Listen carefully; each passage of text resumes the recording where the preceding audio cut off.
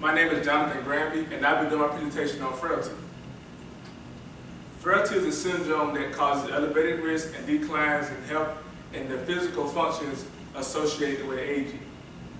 Along with aging, of course, you naturally lose muscle, and it's usually seen between the age of 65 and older.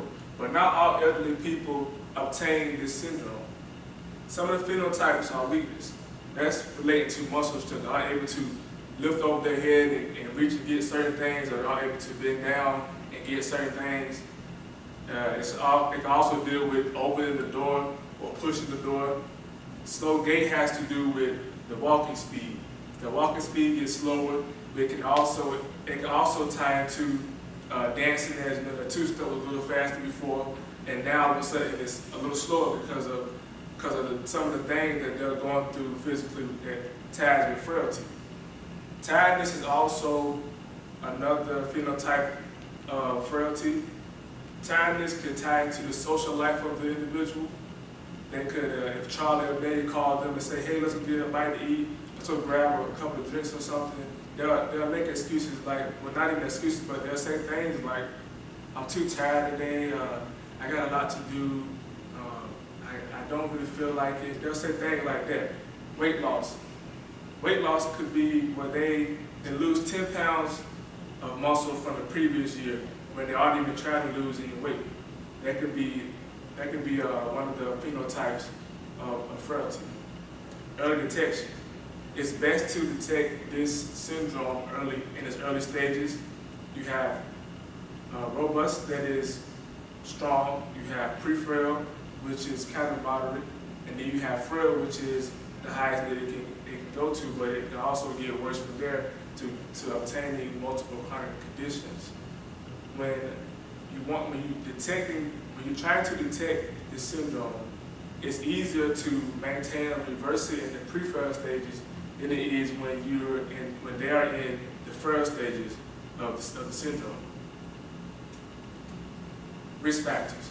Sarcopenia is loss of muscle tissue, is a natural part of aging. It's a part of the natural process that we all going to go through. Female gender. The female gender is twice as much likely to obtain frailty than men are, simply because they don't have as much muscle mass as some men do. Then you have cognitive impairment. Bad memory, bad judgment, language gets worse, and can also lead to dementia. With cognitive impairment, they won't be able to remember things as clearly as they were before. Then you have functional limitation. They won't be able to move around as easily. They won't be able to hold an actual job because they can't move and function or lift the required amount of weight that they're supposed to lift when they're doing a job. You have race. African Americans are actually twice as much likely to obtain frailty compared to Caucasian. Testing considerations. The product should be obtained before you start to do any type of exercise testing or stress test on the individual, just to make sure they aren't at risk of any other type of injuries, which is usually obtained from their primary physician. Contradictions and comorbidities. Coronary artery disease, myocardial infarction, mental impairment, osteoporosis, and diabetes. Diabetes is something that can go along with frailty, and when a patient has diabetes, you have to make sure that we check their blood sugar before, during, and after the exercise, just to make sure that they're at a reasonable level for them to continue on throughout the whole exercise. Short fitness battery test. The short fitness battery test usually consists of sit and stand, which is where the patient really just sits and stands up out of the chair. They usually do about 8 reps. The arm curls, which is usually obtained for about 30 seconds, where they're just doing as many curls as they can for 30 seconds. And then you have the 2-minute step test, which is just them doing the stepping in place for 2 minutes straight, just to measure their aerobic endurance. Medication use. Testosterone is produced naturally in the body, and it works to keep muscle mass and also to obtain strength. Usually testosterone is actually commonly used in the gym today for the elderly guys, or even some of the younger people that want to keep that muscle or build even more muscle than what they already have. Growth hormones is used to obtain lean muscle mass and bone density.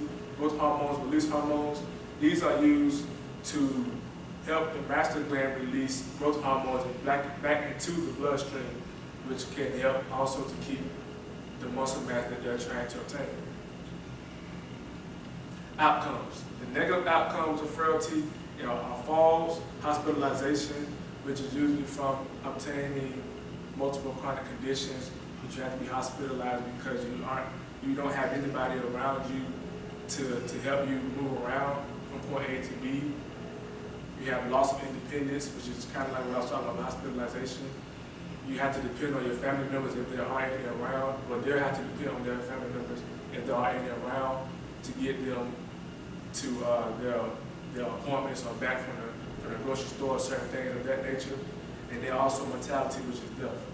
The positive outcomes of frailty when you're doing a physical exercise program, gait speed could get a little faster, your lower extremities can also strengthen a little bit more.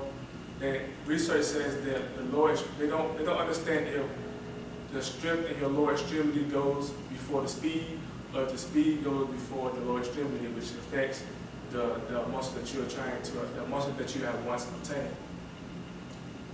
Then you have delayed acute illnesses, and then you also have maintaining the strength that you are working towards if you are participating in a physical exercise program. Actual exercise programming. Aerobic exercise usually for 5 days a week. That's for moderate. For vigorous is 3 days a week. Physical exertion should be from 5 to 6, which is for moderate, and then for the vigorous is from 7 to 8. 30 to 60 minutes for moderate, and then you have 20 to 30 minutes for vigorous. With moderate, weekly you should accumulate about 150 to 300 minutes of aerobic exercise. With vigorous, it should be anywhere from 75 to 100 minutes. The type should be weight bearing, and if the patient really can't uphold themselves doing weight bearing, they should do aquatics, which is doing more movements inside of the pool and doing workout there. Then you have strength. Strength and endurance should be done frequency of 2 days a week. The intensity should be anywhere from 60 to 70% for moderate, and for vigor should be anywhere from 40 to 50%. Type of weight training, of course, there will be anywhere from chest press and things of that nature. The sets should be from 8 to 12 reps, and you can progress into about 2 sets for 8 to 12 after about 7 to 8 weeks. Flexibility should be done at the minimum 3 days a week at the minimum, and it should be done until they reach a slight discomfort, depending on which body part that they're focusing on with the stretch. It should be done from anywhere to 30 to 60 seconds, and the type should be slow movement of all the major muscle groups. Special considerations: start them off light at the beginning because you don't want to push them into injuries from doing too many sets or reps. Tailor progressions: you don't want to take something that you had implemented for the previous individual and kind of put it into the same program as the individual that you're working on, the individual that you're working with now, because they are two different people and they body react differently to certain environments.